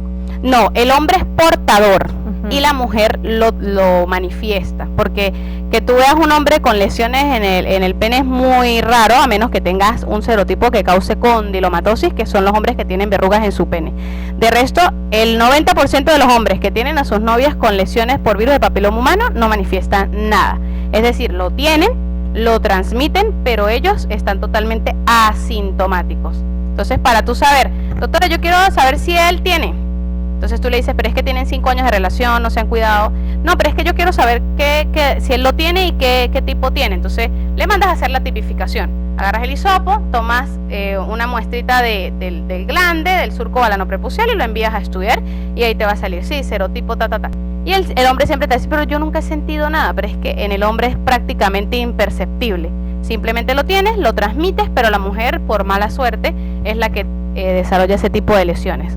Doctora, y cuando se habla, porque yo he escuchado mucho de esto, sobre todo en la parte de urología, disculpe que hagamos un pequeño intrusismo, ¿qué pasa con esos hombres que le dan cáncer de pene? ¿Eso también lo genera el BPH? No, eso es otra cosa. Sí, el cáncer de pene en un 99% es causado por el virus de papiloma humano, incluso antes era muy poco común ver lesiones en el pene en el hombre que lleven a cáncer, pero a mí me pasó con un familiar directo que hizo cáncer de pene, lamentablemente, y pues antes era muy poco común, ahorita se está viendo muchísimo porque, no sé, la promiscuidad está pero a viento en popa y ha hecho entonces que aumente los casos de virus de papiloma humano en el hombre que condicionan a condilomas y esos condilomas no tratados se van a generar cáncer de pene. Pero a mí me pasó con un familiar directo e incluso ya falleció, lamentablemente. Lo lamento. Ajá, sí,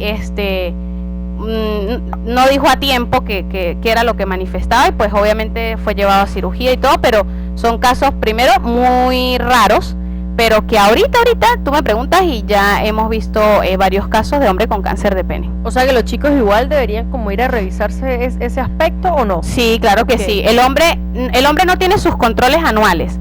El hombre después de los 40 años tú los mandas a que se vean la próstata, que no todo es el tacto rectal, hay exámenes de sangre que se deben realizar, pero si el hombre dice, doctora, mire, es que yo tengo unas pelotitas allí, uno como ginecólogo puede verlas, puede tratarlas, pero eso debería manejarlo el urólogo.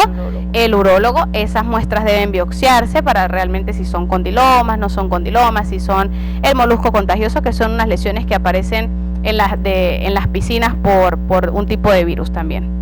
Hablando de las piscinas, doctora, ¿hay algún cuidado en específico, sobre todo las chicas, porque estamos hablando obviamente de la salud femenina? Nos variamos un poquito, hicimos una pequeña variante con los caballeros, pero con las piscinas, ¿cómo debemos hacer nosotras? O sea, sabemos que bueno, tienen ciertos microorganismos que hay allí, pero ¿hay alguna manera de cuidarnos o es abstinencia? No, pues mira, las piscinas también es como una ruleta rusa a ver quién van a afectar, pero el hecho de que uses traje de baño de licra ya inmediatamente te predispone y modifica el pH en aquellas pacientes que ya tienen infecciones recurrentes. El traje de baño es fatal. Las piscinas, todo el mundo se hace chichi en las chichi en las piscinas, y para nadie es un secreto que obviamente eso tiene una serie de microorganismos. Entonces tú en las piscinas no solamente haces infecciones de orina, sino haces infecciones de oído, infecciones de garganta, porque comes esa agua.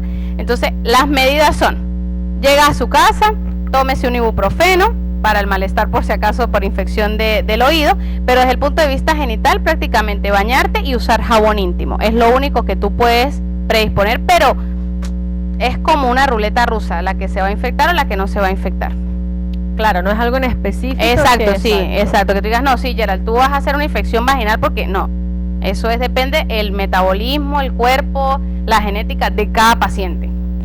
Doc, y algunos tips o herramientas que usted nos pueda dar para nuestra vida diaria, sobre todo para las chicas, las damas que quieran cuidarse. Obviamente hay que ir una vez al año o cada cuanto el médico tratante diga, pero algunos tips de día a día que debemos nosotras tomar muy en cuenta y hacer, ¿cuáles serían? Pues yo siempre les recomiendo la toma de multivitamínicos. Después de los 25 años la paciente debería tomar calcio en la mañana, vitamina C en ayunas, omega 3 a las 6 de la tarde.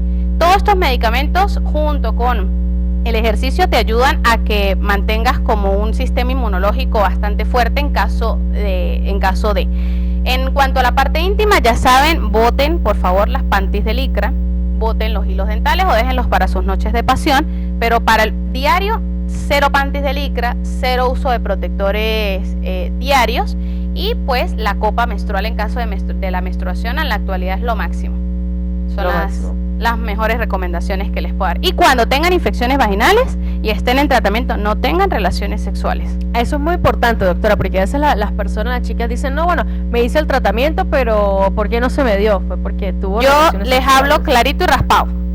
Mira, no sé, Geraldine, vas a estar, y le coloco en el récipe, no relaciones sexuales, no uso de panties de licra, no tal, para que cuando doctora, es que sabe que la mayoría te dice así, doctora, sabe que lo que usted me mandó me cayó bien, pero vuelvo a tener el mismo flujito, y le pregunto, ¿tuviste relaciones mientras estabas en tratamiento?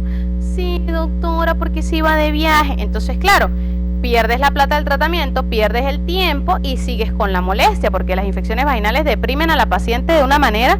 A quien le gusta oler mal en sus partes íntimas, a quien le gusta tener picazón todo el tiempo, es desesperante. Entonces, ella sabe, mis recomendaciones son, tengas o no tengas infecciones, las recomendaciones de los multivitamínicos, las panties y los protectores diarios. Importantísimo, doctora. Después de qué procedimiento, inserte procedimientos, no se puede tener relaciones sexuales.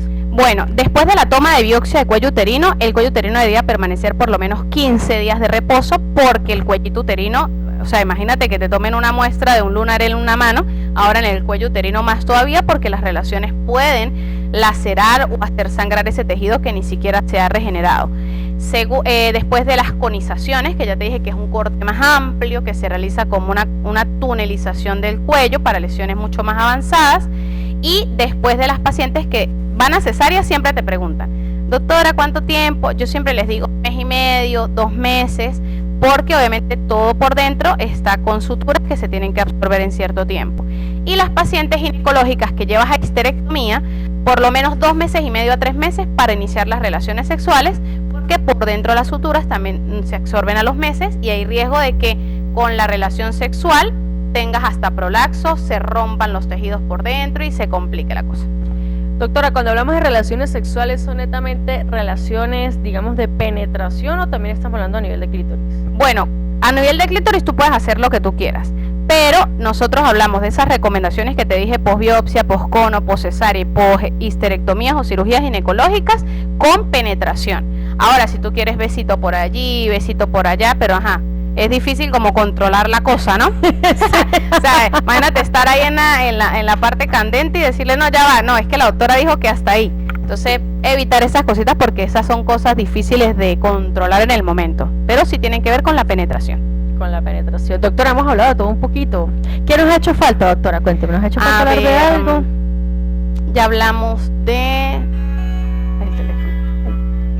Estamos en vivo. Estamos en vivo, Señor Jesucristo. ¿Cómo colgamos? Ahorita el equipo de producción nos cuelga. Ajá, cuénteme, doctora. ¿Qué bueno, las pacientes que presentan sangrados uterinos anormales, que son las pacientes con miomatosis, que deben acudir a la consulta apenas sientan la sintomatología. Algo que no hemos tocado importante con respecto a los sangrados son los sangrados posmenopausia. No sé si has escuchado a tu abuelita, a la tía de no sé quiéncito, que luego de que le vino la menopausia no fue más al ginecólogo porque ya yo no tengo pareja, ya no sangré, ya para qué, eso ya ni lo uso, ya tuve los hijos que tuve que tener y ya. Entonces, también un llamado de atención a las abuelitas o a las pacientes menopáusicas que tienen que acudir a su control ginecológico porque a veces normalizan, mire, mi abuela tiene 85 años y sangró a través de genitales. Entonces, le vino la menstruación a la abuelita. No, tienes que acudir al ginecólogo con tu familiar directamente porque puede ser un factor de riesgo hacer cáncer de endometrio o lo que llama la gente cáncer de útero o coloquialmente la matriz, tiene cáncer en la matriz. Entonces las abuelitas menopáusicas tienen que ir a su control ginecológico y nosotros en el eco medimos lo que es el endometrio y en ese endometrio tú ves, ¿está finito o está engrosado? Si está engrosado es una paciente que va a biopsia. ¿Por qué va a biopsia? Porque esas células están engrosadas. Si tú ya estás en una época donde las hormonas están a pico cero, donde no tienes que estar produciendo estrógenos y que esas células por ese influjo hormonal puedan estarte llevando a que ese endometrio se engruese, a esos sangrados y que puedan predisponerte a cáncer de endometrio. Doctora, después de una histerectomía, entiendes histerectomía que le sacan todo. ¿La paciente puede sangrar? Sí, no, ¿por qué? Después de la histerectomía viene el proceso de la cicatrización. No es normal que la paciente sangre. No es normal porque ya no hay nada, prácticamente lo que hay es un túnel sellado arriba y si la paciente sangra es por algo, Gerald. Uno, está haciendo un hematoma allí, hay un vasito allí sangrando, tienes que verlo como médico, por eso la paciente se cita 15 días post cirugía. Hay pacientes que hacen granulomas, que yo tuve entre esos en la consulta una paciente que operaron hace 2 años y su médico le dijo que era normal que ella estuviese sangrando por esa cúpula y tener relaciones y sangraba, y yo le decía, pero es que no es normal que sangres por la cúpula porque ese tejido prácticamente está sellado. O sea, la reviso y era una tontería, por decirlo de alguna manera, una masita como del tamaño de 0,5 milímetros, granuloma que se forma por la misma cicatrización y normal, tú metes una pinza y la traes y ya, acabado el problema de 2 años.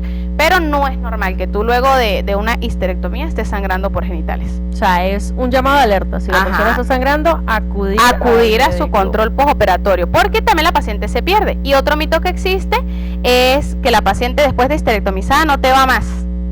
Y existe la citología de cúpula vaginal. O sea, debes ir a tu control ginecológico, a tu examen de mamas, y cuando uno toma, obviamente ya no vas a ver útero ni cuello uterino, pero la cúpula vaginal, tienes que tomar una muestra con una paletita y citología de cúpula vaginal, porque así como existe cáncer de cuello uterino, también existe cáncer de vagina. No sé si habías escuchado, Gerald. No, hablemos de eso, doctora.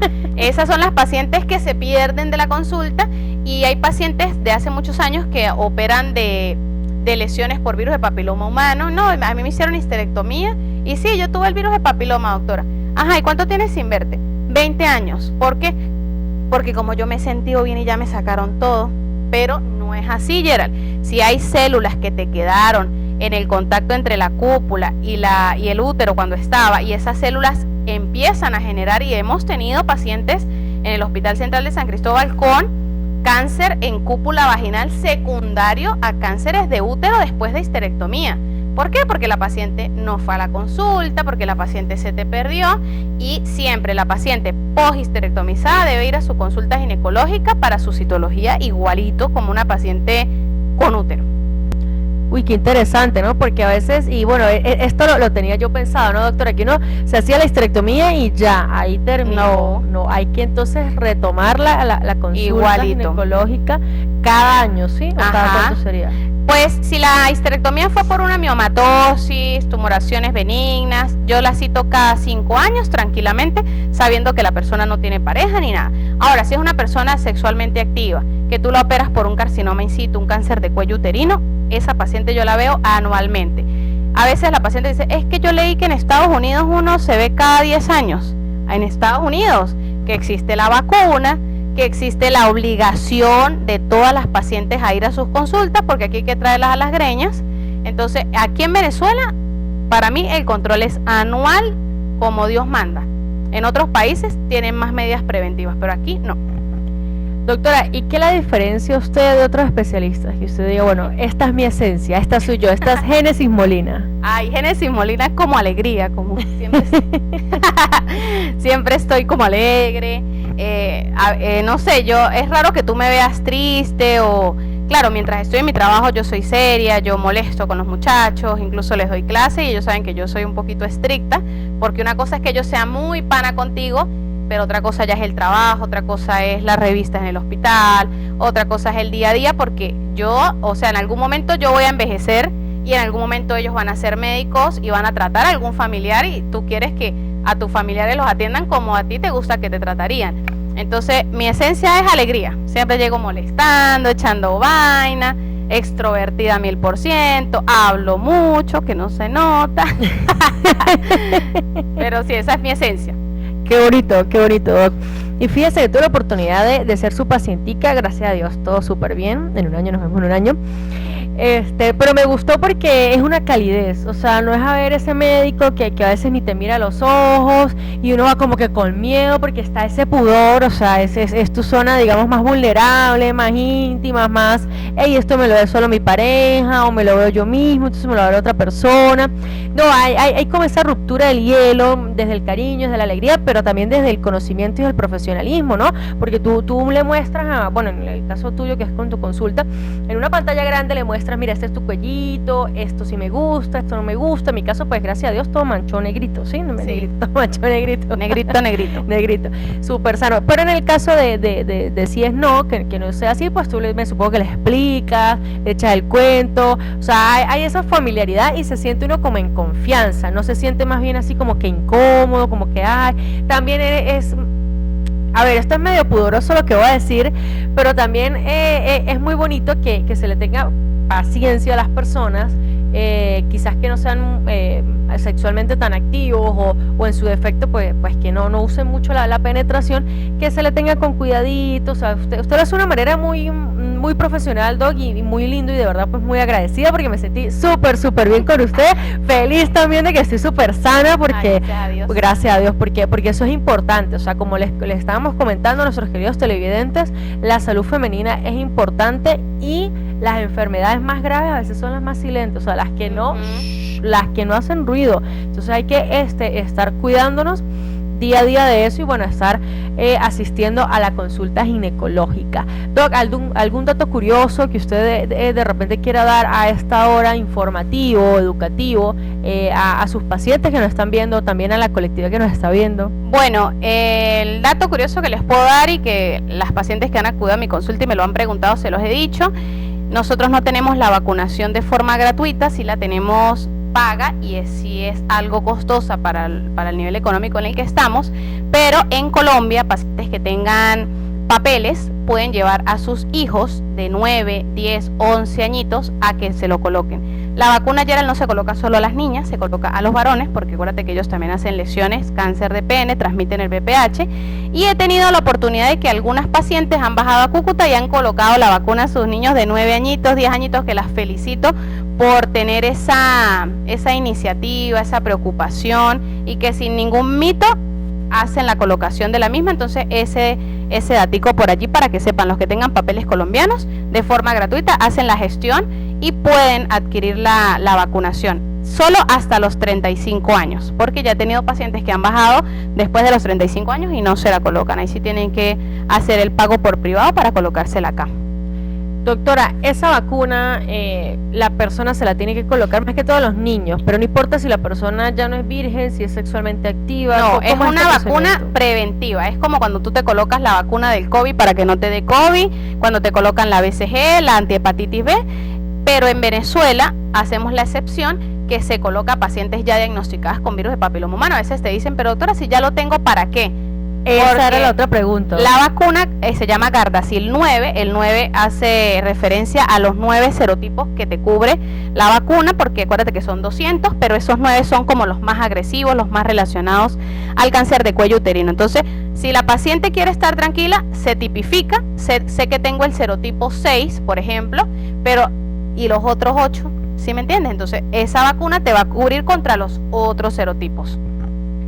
Qué interesante esto, Doc, porque la mayoría dice, bueno, ya a mí me salió una lesión, ya me hicieron el cono, el láser, creo que es lo que se hace cuando hay BPH, y ya no me la pongo porque ¿para qué? Pero no, entonces hay que colocarla porque los otros serotipos, ¿no? O sea, una persona puede tener varios serotipos, Doc. Sí, señora, por eso la biopsia cuando se hace en el consultorio, se toman varios pedacitos porque tú puedes tener una lesión grado 1 en un cuadrante, en la otra reportarte un carcinoma, en la otra reportarte una lesión de bajo grado, y en caso de las conizaciones, ahí sí se estudia el epitelio, pero de punta a punta, y efectivamente tú puedes tener una lesión de bajo grado en una parte del cuello, como puedes tener una lesión de alto grado en otra parte del cuello.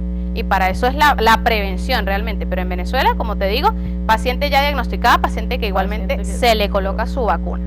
Importante, entonces hacer esa gestión si tienen de repente los papeles colombianos, si no, pues por aquí está, usted ofrece la vacuna, ¿sí? Sí, señora. Por aquí también está la doctora para que se la vacune. ¿Cómo es este procedimiento, doctora? ¿El proceso de la vacuna es una vacuna? ¿Son varias vacunas? Bueno, son 3 dosis las que se les colocan a las personas después de los 15 añitos. Se coloca la primera dosis, a los 2 meses colocas la otra y a los 4 meses colocas la otra. Es decir, en un periodo de 6 meses ya tienes que tener las 3 dosis. Si el paciente no se coloca alguna de las dosis, es un medicamento que prácticamente está perdido. Se les explica que tienen que ser las 3 dosis. Antes de la Gardasil 9 existía la Cervarix, otras que cubrían 4 serotipos, sin embargo ya entraron en desuso. También un dato curioso, no compren esa porque ese tipo de vacuna ya entró en desuso en el mercado, se sabe que no cubren, que no hay efectividad, sino ahorita en boga la Gardasil 9 como siempre se ha hecho. Gardasil 9. Gardasil 9. Ajá, las que no hay que comprar son la Cervarix, una que cubre solo 4 serotipos. Cervarix no, amigos, Gardasil 9. Doc, y en caso de que, por ejemplo, se le haga una conización a alguien y la biopsia reporte un carcinoma, ¿qué hay que hacer? Bueno, ahí lo que ya te había explicado, el cono lo estudian desde bordes a vértices como un trompo, los bordes del trompo y la puntita del trompo. Si sale un carcinoma in situ, pero los bordes están libres, es decir, bordes libres de neoplasia, si te dice la biopsia, el vértice libre de neoplasia, es una paciente que tú puedes hacerle seguimiento, y más si la paciente te dice a ti, doctor, es que yo quiero un bebé. ¿Por qué? Porque pacientes con deseos de fertilidad, tú tienes que ser un poco más preservativo, más llevarla allí, porque es una paciente que necesita su útero para ser mamá. Ahora, tú tienes una paciente de 50 años, conizada, carcinoma in situ, bordes tomados, pero antecedentes de 2 familiares directos con cáncer de cuello uterino. Ahí yo soy un poco más agresiva y les digo, mira, ¿sabes qué? No me gusta, ¿qué vamos a hacer ya con ese útero? O sea, está libre y todo, pero tienes 50 años. Vas a tener tus controles cada 6 meses, tienes antecedentes de 2 familiares directos con cáncer de cuello uterino, sabes que ese útero ya no tiene nada que hacer ahí contigo, yo le ofrezco operarla. Y la cirugía, ¿cómo es este procedimiento de la histerectomía? Para los que de repente están viendo, las chicas que deseen hacerse una histerectomía, bueno, mujeres, chicas no, mujeres, hay que corregir, mujeres, chicas no, ni mujeres de 20 y tantos, no, una histerectomía se debería hacer a qué edad. Bueno, la histerectomía tiene sus indicaciones, Gerald. Incluso Gerald me hizo reír mucho en la consulta porque decía, no, es que hay que sacarse todo para prevenir. No, la histerectomía no se hizo para prevenir nada. La histerectomía tiene sus indicaciones porque Gerald, no, es que yo sé que las pacientes tienen que hacerse histerectomías. Entonces, es como que tú operes a todo el mundo de la vesícula para que no se llenen de cálculos. No, eso no es así. La histerectomía se hace cuando la paciente tiene miomatosis uterina, que no mejore con tratamiento, una paciente que tú mandas tratamiento y está sangrando, la hemoglobina la lleva en 7, en 6, en 5, paciente que es transfundida, paciente que no mejora, va a histerectomía. Pacientes con carcinomas in situ, como te expliqué, pero ya con paridad cumplida, es decir, ya tiene sus hijos, antecedentes de altos factores de riesgo para hacerme cáncer de cuello uterino más adelante y más avanzado, también hago histerectomía. También las pacientes que tienen tumoraciones dentro del útero, por ejemplo, hiperplasias endometriales, las abuelitas esas con sangrados menopáusicos que te expliqué, también van a histerectomía porque predisponen muchos factores de riesgo de hacer cáncer de endometrio. O sea, que no es de repente una mujer que diga, ay, no, sáqueme todo porque me salió una lesión, ya me curé, pero sáqueme todo. No, sáqueme todo porque estoy asustada. Exacto, no, así no es. Así no es. Yo he visto, doctora, que algunos procedimientos sacan los ovarios porque de repente hay allí neoplasia, dijo usted, no, cáncer, bueno, cáncer de ovario, tumores de ovario, exacto. Usted me corrige más el lenguaje técnico. Hay algo malito allí en el ovario, pero no sacan el útero. ¿Por qué no sacarlo todo? Exacto. Nosotros tenemos un útero y 2 ovarios. Si la paciente, tú tienes una niña y la operas por una torsión de ovario porque tiene un tumor o porque hizo un quiste muy grande y el ovario se torció, ¿por qué le quitó solo el ovario y dejó el otro y dejó útero? Porque es una niña que tiene 13 años, es una niña que tiene altas probabilidades de quedar embarazada a futuro y tú tienes que dejarle el útero. El otro ovario también se le deja porque acuérdate que aparte de que el ovario te ayuda a la ovulación y a que hagas bebés, también te ayuda a mantenerte radiante, linda, colágeno, hormonas, todo bello. Y quitarle los ovarios a una paciente joven significa generar una menopausia precoz. Y menopausia significa calorones, cambios de humor, resequedad en la piel y envejecimiento prematuro. Entonces tú tienes que ser lo más preservado posible en pacientes jóvenes. Ahora, si tú me dices 80 años tal y vas a una cirugía, normalmente quitamos todo porque ya los ovarios no tienen nada que hacer. Pero tú, por ejemplo, vas a una esterectomía, yo te dejo los ovarios. Ay, Dios. Aunque yo era un poco agresiva. Yo soy medio agresiva. Sí, ella quíteme todo, hasta el apéndice, la vesícula. Ya no la tengo, la quité del esteroide. La vesícula, le quiere que le saque todo para no hacer nada. Ay, no, doctora. Hablemos, ya casi finalizando el programa, porque bueno, como dicen por allí, el tiempo en radio y televisión y medios es bastante corto. Hablemos de las anticonceptivas, Doc. Hay variedad de estas. Yo tengo un mito, bueno, no sé si es mito o es realidad, usted me comentará, que las anticonceptivas a largo plazo causan cáncer. ¿Eso es verdad? ¿Eso es mentira? ¿Cómo no, es? Eso es totalmente mentira. Es igual que el hecho de que te digan a ti, es que yo voy a dejar las pastillas para desintoxicar el cuerpo. O pacientes que te dicen, no, es que yo no sé por qué quedé embarazada, doctora, si yo tenía 10 años tomando la pastilla. Esos son mitos. En el momento en que tú dejes las pastillas, inmediatamente comienza tu ciclo ovulatorio, tu riesgo para quedar embarazada y todo lo que tú quieras. Pero las pastillas no te predisponen a cáncer, son factores de riesgo. Así como que yo te diga, el que seas gordita te predispone a cáncer de mama, el no haber lactado o dado pecho también predispone a cáncer de mama. Hay ciertas pastillas anticonceptivas que cumplen un factor de riesgo y unos factores protectores. Por ejemplo, las pastillas anticonceptivas combinadas siempre te van a proteger de cáncer de endometrio, pero te pueden predisponer a cáncer de ovario. O sea, eso es como una lotería, lo que yo te he dicho. Favorece algunas cosas, contraindica otras, pero no hay nada que tú no puedas prevenir yendo a la consulta. O sea, la clave es ir a la consulta. Ir a la consulta. Doc, para irnos, mitos y realidades. Bueno, mitos y realidades. A ver, que me hagan así. Cuando las pacientes están en dieta poscesárea, mucho mito de no la dejemos salir de la casa por 40 días, no la dejemos bañar, que no se corte el pelo, que no se arregle. Mito, olvídense eso de que la dieta, que no pueden salir. O sea, las mujeres, yo les digo allá cuando ya están con sus bebés en maternidad, póngase bonita, arréglese el pelo, píntese, báñese, porque a veces no me las llevan ni siquiera a conocer a los bebés, porque no, es que ya está en dieta, y a veces me llegan, mire doctora, cómo tengo el cabello, mire las uñas no me las dejan pintar. Eso es mito, totalmente. El colocarle a los bebés una moneda en el ombligo para que se les caiga rápido del cordón umbilical cuando ya están en sus casitas, mito. No le coloquen a los niños, no le coloquen a los niños. Otro mito, que la forma de la barriga te dice si es niña o niño, totalmente falso. ¿En serio? ¿Sabes que he escuchado? Que si es ancha la barriga es niña. Ajá. Y si es puntuda es varón. Ajá. Mentira, hemos hecho experimentos en las guardias y no, es falso totalmente. ¿Algún otro, más o menos esos son los principales? Esos son los principales mitos, así que yo normalmente veo en mi día a día. Ay, qué bonito, Doc. Muchísimas gracias por la entrevista, de verdad agradecida totalmente con usted. Está su casa ya, Doc, cuando quiera pues podemos seguir platicando de salud femenina, de los temas que bueno, están en boga, son contenido de valor, para que toda la colectividad pues tachirense que nos está viendo a esta hora pues tome conciencia y acuda a la consulta. Doc, yo siempre despido el programa con el invitado un mensaje positivo para las mujeres, para los caballeros, un mensaje preventivo.